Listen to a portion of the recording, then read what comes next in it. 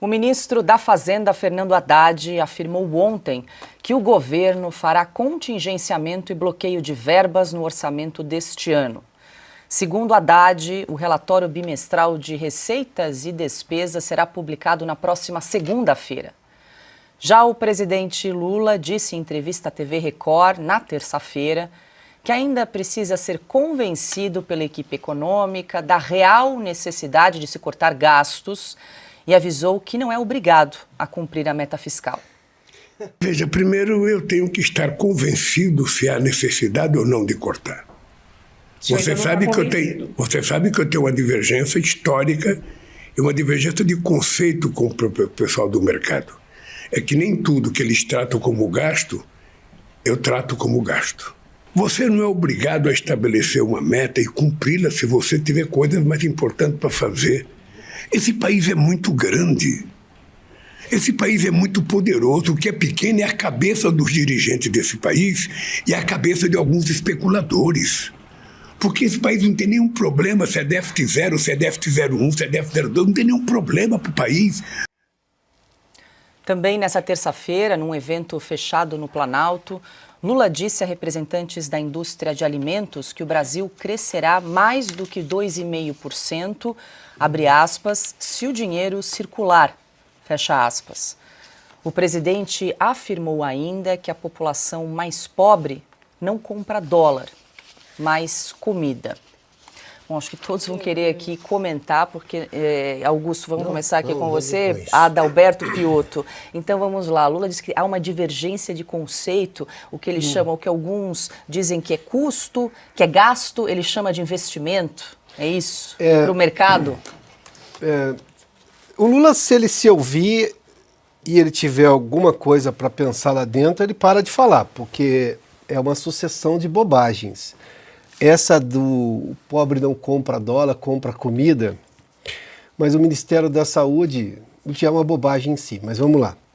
O Ministério da Saúde compra insumos hospitalares e boa parte deles vem do exterior, por acaso precisa de dólar para comprar isso daí. Então, se o dólar subiu, como subiu hoje, mais de 1%, dadas as declarações de Sua Excelência, vai custar mais caro para o contribuinte brasileiro, porque o orçamento do Ministério da Saúde vem do Tesouro, o Tesouro Nacional é o dinheiro dos impostos que os brasileiros juntam lá. Não é dinheiro do governo, é dinheiro dos pagadores de impostos, para relembrar mais uma vez Margaret Thatcher, né? Que é fundamental num momento como esse. Ele citou novamente que ele não tem obrigação nenhuma de cumprir a meta do arcabouço. Claro que tem, é lei, presidente, mas ele não ouve o que ele diz. O arcabouço fiscal foi proposto por este governo para substituir a lei do teto, lá do governo Michel Temer, que moralizou as contas públicas depois de toda a desgraça de 2 anos, a maior recessão da história da economia brasileira, provocada por Dilma Rousseff, que, convenhamos, sejamos justos, herdou também todo um estado inchado do governo Lula, dos 2 governos Lula, quando a China crescia 15% e o Brasil vendia commodities para o mundo inteiro na proporção de 15% de crescimento chinês. Aí o Lula vai lá e diz que ele não tem que cumprir. Não, ele tem que cumprir sim. Se bem que ele já foi lá e já alterou o arcabouço também. Em menos de um ano, o arcabouço que o governo dele propôs, ele mesmo já foi lá e alterou. Daí ele continua com essa tese de que não, coloca sempre a história do pobre, é de um populismo barato e tão maldoso isso, porque ele coloca tudo nas costas das pessoas mais necessitadas desse país, para carregar mais peso de um Estado que ele deixa mais caro e quem paga mais imposto do ponto de vista proporcional são sempre as pessoas mais pobres, isso é a coisa mais clara que se aprende em economia, e ele continua usando esse argumento. Uma pessoa mais necessitada, o que ele chama de pobre, sempre com ar pejorativo, porque ele não está preocupado com essas pessoas, nunca esteve de fato, porque para quem ficou 8 anos no poder, mais 4 no primeiro mandato de Dilma e quase 2 no segundo, né? Já era para ter resolvido isso daí. Não resolveu nada, então não está preocupado. Eu vou só terminar com esse aspecto. Aliás, eu estou escrevendo um artigo sobre esse assunto na revista dessa semana. Tudo que a equipe econômica do governo Lula, chefiada pelo ministro Haddad, modestamente tenta recuperar um pouco de credibilidade fiscal, apesar de não ter amor próprio, porque é desmentida e desmoralizada pelo presidente e o chefe com muita frequência, o Lula vai lá e derruba. Na segunda-feira, o ministro, eu disse aqui ontem, o ministro das Relações Institucionais falou: precisamos aumentar a CSLL, a contribuição social sobre o lucro líquido, para, digamos, compensar a desoneração. Na terça-feira, aí o ministro Haddad, não, porque estamos, como a gente já anunciou, estamos preocupados em cortar gastos, enfim, fazer contingenciamentos. Na terça ele dá uma entrevista para a TV Record e diz assim: não estou convencido ainda de que é preciso economizar. E outra, gasto é gasto, não tem outro nome. Se você investiu, se você gastou para pagar gastos correntes, não importa, é gasto, sai do tesouro como gasto, com um sinal negativo. E o que entra é positivo. O problema é que ele não está fazendo nada para a economia adicionar mais positivos no tesouro, ou seja, mais arrecadação saudável, não com aumento de imposto. Porque a economia cresce, bom, aí arrecada mais.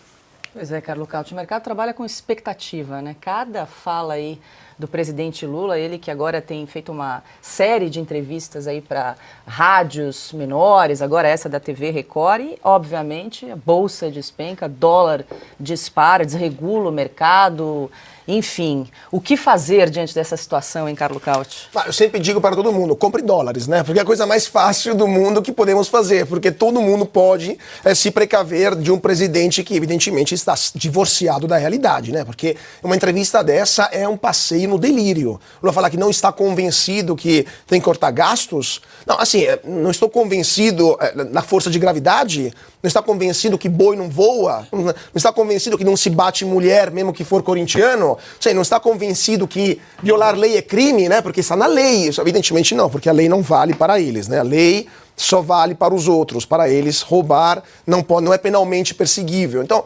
evidentemente, assim, existe uma realidade, né, Paulo, que a um certo ponto bate na porta e a bolsa caiu, o dólar hoje, estava dando uma olhada aqui no fechamento do dólar, subiu forte, fechou a 5,48 após essas falas do Lula, porque a entrevista foi ao ar ontem, depois do fechamento da bolsa.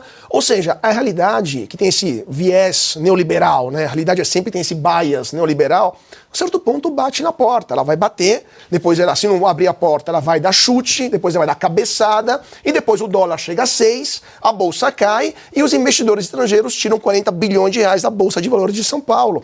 E a culpa vai ser dos, como disse o Lula, dos loiros de olho azul que ficam em Wall Street, porque a culpa não são das baboseiras que ele fala, mas sempre dos outros. Então, assim, no Brasil do Lula, dizer que o sol nasce a oriente, que nasce no leste, é ser perigoso golpista, ou golpista, né, como falam na emissora lá da Rede Globo, né? Augusto. Olha só, o Lula nunca foi à escola. Ele não entende de geografia, história, matemática, tal. Ele vai entender de economia. Ele também é, desde sempre, desde que ele conheceu a vida de rico, ele se transformou num gatuno. Ele é ladrão. Ele foi condenado por corrupção passiva e lavagem de dinheiro por 9 juízes em 3 instâncias. Você acha que ele se arrepende disso? Ele é um ladrão convencido de que está tudo bem. Não perde 5 minutos pensando nisso. Está tudo bem, pega o dinheiro e vive a vida que vale a pena. Isso há quanto tempo? Pelo menos desde 2002. São 22 anos. Você acha que ele vai mudar?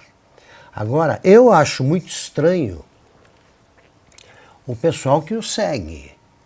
Muito estranho, porque é um comportamento de seita. Então você tem de acreditar em certos dogmas, mistérios, etc. Então, para poder dizer, ele é bom para o Brasil. A maioria pensa como ele, é uma quadrilha. É uma quadrilha. Ele dá ordens porque ele tem competência para isso relativa, porque eles não sabem montar álibis. Ele é um competente chefe de quadrilha. Eles voltaram à cena do crime, como previu o vice-presidente Alckmin, mesmo. Isso é tudo realidade que eu estou contando. Isso sai, por acaso, da imprensa velha? Não. Os que roubam em tudo, como você lembrou, Cauti, os que roubam em tudo nos acusam de criminosos. É um comportamento delirante. O sujeito que acredita no Lula, que segue, eu repito, sou filho de político, Meu pai era um político carismático. Jamais ele teve uma ascendência parecida de longe com a que tem o Lula sobre os chamados lulistas. Então também é uma espécie de doença. Não é um fenômeno político. É um delírio coletivo. Agora você pega, por exemplo, o Hitler, ele tinha um rumo. O Lula nem isso. O Hitler queria eliminar todos os judeus. O Lula, ele vai revelando essas coisas em pílulas diárias. Só o cego, por vocação, por opção pessoal, não enxerga um negócio desse. Isso é o Lula. Tem alguma coisa que ele podia fazer de diferente? Ele surpreendeu alguém aqui? Ele surpreende quando fala agora, cortar gastos? Ele só corta o S do plural e o R do verbo do infinitivo, só. Agora, preciso ser convencido. Como? Só troca ideias com a Janja. Vamos viajar, vamos. Ele vai perguntar quanto custa. Então, o Lula não rouba mais. Porque agora, em vez de lidar com as grandes empreiteiras que eles estão abastecendo para roubar daqui a pouco, ele tem que roubar usando uma casa que vende queijo. É duro, porque ele já lidou com, não é, a quantia É mais sofisticado. O que se pagou a casa de queijo era troco. Né? No Petrolão não era nem troco, o sujeito se ofenderia com a propina dessas. Casa de queijo é o 1% para mim, lá do amigo do Dirceu naquela gravação. Portanto, estamos sob um governo de ladrões protegidos por quem deveria cuidar da lei. Que tal?